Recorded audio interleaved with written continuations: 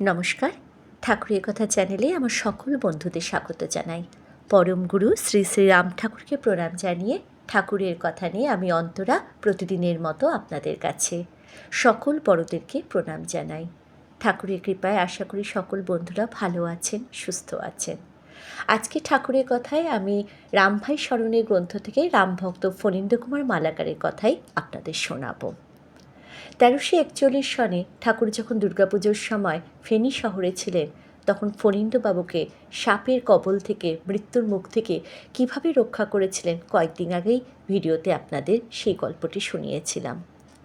সেই সময় ফণীন্দ্রবাবু ঠাকুরকে জিজ্ঞাসা করেছিলেন কিভাবে তিনি ওই অজানা স্থানের সন্ধান পেয়ে ওখানে উপস্থিত হয়েছিলেন। তা তাকে ভীষণ আশ্চর্য করেছিলেন। তাই তিনি ঠাকুরকে প্রশ্ন করেছিলেন কিভাবে তিনি ওখানে গিয়েছিলেন। সেই উত্তরে ঠাকুর বলেছিলেন, আমি তখনও ছিলাম, এখনও আছি। গুরুর নিকট অজানা কিছু নাই, তিনি সব জানেন বইলাই সর্বজ্ঞ। তিনি যত্র তত্র গমনাগমন করতে পারেন বইলাই সর্বজ্ঞ। তিনি সর্বদা সাক্ষীরূপে সঙ্গে সঙ্গে থাকেন, কোথাও যান না। প্রয়োজন বোধে যে কোনো সময় যে কোনো স্থানে স্বরূপ পরিগ্রহ করতে পারেন এবং করেন। আমি প্রাণরূপে তোমার মধ্যেই আছি। তুমি আমার উপলব্ধি অর্থাৎ নিকটে, লব্ধি অর্থাৎ লাভ করবার জন্য চেষ্টা করো। ভূত প্রেত নিয়া থাকিলে আমারে লাভ করা যায় না। নাম গুরু, ভগবান এক। শ্বাস প্রশ্বাসে নাম ধরিয়া থাকবার জন্য চেষ্টা করো, তবেই ভূত প্রেতের সংসার ছাইরা নাম সংসারে পরিকর হইতে পারবা। ঠাকুর সর্বদাই কোথাও বেরোনোর আগে ঠাকুরকে স্মরণ করে নামের কথা বলে থাকেন, এবং আমরা এই নামের মাধ্যমেই ঠাকুরের কৃপায় অনেক বিপদ থেকে বাইরেও রক্ষা পেয়ে থাকি। এরপরে ঘটনাটি, যখন ঠাকুরের কাছে ফণীন্দ্রবাবু জিজ্ঞেস করেছিলেন তিনি সংসার ত্যাগ করতে চান, সেই সময় ঠাকুর যে মধুর কথাগুলি ফণীন্দ্রবাবুকে শুনিয়েছিলেন সেইগুলি আজ আপনাদের শোনাব। ফণীন্দ্রবাবু মালাকারের কথায় এখনকার ঠাকুরের কথা। আজ ত্রয়োদশী। আমি মধুদাকে এক সুযোগে বলিলাম, আমার একটি গোপন কথা আপনি ঠাকুরকে জিজ্ঞাসা করিবেন কি? আমার লজ্জা বোধ হয়। আমি তাহাকে বলিলাম, আমার সংসারে থাকিতে ভালো লাগে না, নানা উৎপাত, সবসময় ইচ্ছে জাগে সংসার ছাড়িয়া অরণ্যে যাইয়া তপস্যা করি। এখন আমার কর্তব্য কি? মধুদা ঠাকুরের নিকট যাইয়া করজোড়ে বলিলেন, ফণী আপনাকে একটা কথা জিজ্ঞাসা করিতে বলিয়াছে। ঠাকুর বলিলেন, ফণীবাবুর আবার কি কথা? মধুদা বলিলেন, ফণীর সংসারে ভালো লাগে না, সংসারে নানা উৎপাত, তার ইচ্ছা সংসার ছাইরা অরণ্যে গিয়া তপস্যা করা। এখন সে কি করবে? ঠিক সেই সময় আমার পিতা মাতা বর্দা ও ঠাকুর ভাই তথায় উপস্থিত হইলেন। আমি প্রমোদ গণিলাম এবং নিজের ঘরে চলিয়া গেলাম। ঠাকুর বলিলেন, ফণীবাবু কই, তারে ডাকেন। তখন মধুধা ও ঠাকুর ভাই আসিয়া আমাকে ডাকিয়া লইয়া গেল। ঠাকুর আমার দিকে তাকাইয়া বলিলেন, জিজ্ঞাসা আপনের, কাজে কথা আপনের শোনা দরকার। ঠাকুর বলিতে শুরু করিলেন, আপনি সংসার ছাইরা অরণ্যে যাইয়া তপস্যা করতে চান? অরণ্য বলে কারে? টিলা কঙ্করময় বহু তৃণ গুল্ম তরুলতাদি সমাকীর্ণ স্থানেরে অরণ্য বলে। সেখানে বাঘ, ভালুক প্রভৃতি বহু প্রকারে হিংস্র জন্তু বাস করে। তাগো সঙ্গে বাস করার যোগ্যতা আপনি অর্জন করেছেন কি? আপনি হিংসা দেশ দূর হইয়া সমভাবাপন্ন হইতে পারছেন কি? যদি তা না হইয়া থাকে, তবে তাগো সঙ্গে বাস করবেন কি কইরা? আপনের হিংসা আকর্ষণ কইরা আনব। তপস্যা করার উপযুক্ত স্থান সংসার অরণ্য। বহু তরুলতা জন্তু জানোয়ার সমাবেশে যেমন অরণ্য হয়, তেমনি বহুজনের সমাবেশে সংসার অরণ্য হয়।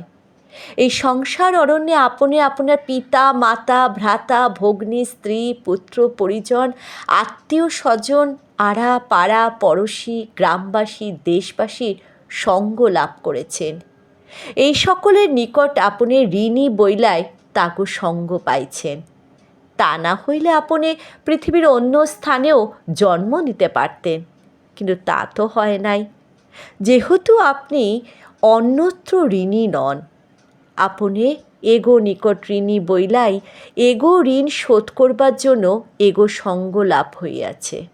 এগো ঋণ যে কোনো সময় যে কোনো কালেই হোক আপনেরে শোধ করতে হইবে। এই ভিন্ন গতি নাই।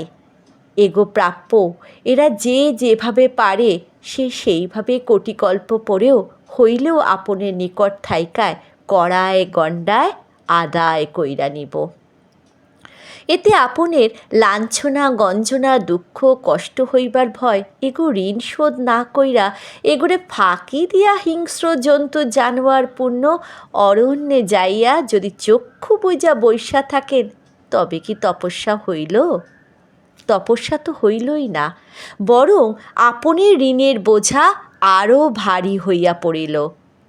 তপস্যা বলতে আপনি যা বুঝাইছেন তা নয়। তপস্যা বলে কারে?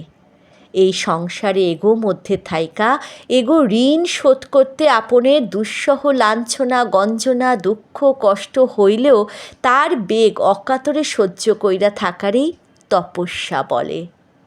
এইটা শুধাও তপস্যা না, এইটা নিত্য তপস্যা। আমি আপনের কাছে এটাই প্রত্যাশা করি। আমি আশীর্বাদ করি এই তপস্যায় আপনি জয় মুক্ত হন। মধুদা জয় গুরু বলিয়া উঠিলেন। ঠাকুর বলা বন্ধ করিলেন। সকলে উঠিয়া ঠাকুর প্রণাম করিয়া বাহিরে গেলে আমি শ্রীপদযুগলে কাঁদিয়া পড়িলাম। ঠাকুর আমার মাথায় হাত দিয়া বলিলেন, ভয় কি, আমি তো আছি। আজ লক্ষ্মী পূর্ণিমা। সন্ধ্যার পর নাম প্রার্থীর ভিড় আরম্ভ হইল। রাত্রি 9টায় নাম প্রার্থীদের নাম পাওয়া শেষ হইল। ইতিমধ্যে পূজারী আসিয়া আমাদের বাড়িতে প্রতিষ্ঠিত ঠাকুরকে লক্ষ্মী দেবী রূপে পূজা করিলেন। পূজা শেষে গিয়া দেখি গুরু ভ্রাতারা সকলে বসিয়া ঠাকুরের কথা শুনিতেছেন। ঠাকুর বলিলেন, আজ কোজাগর। কোজাগর শব্দ থাইকা কোজাগর আইছে। তারপর তিনি কোজাগর সম্পর্কে একটি কাহিনী বললেন। তাহার মর্মকথা হইল, অন্য বিষয় চিন্তা না করিয়া কেবল তাহাকে স্মরণ করিয়া জাগিয়া থাকিতে হয়। তাহা হইলে তিনি কৃপা করিয়া সকল ভার গ্রহণ করেন। ঠাকুর কথা সমাপ্ত করিলে গুরু ভ্রাতারা ঠাকুর প্রণাম করিয়া প্রসাদ পাইয়া চলিয়া যান।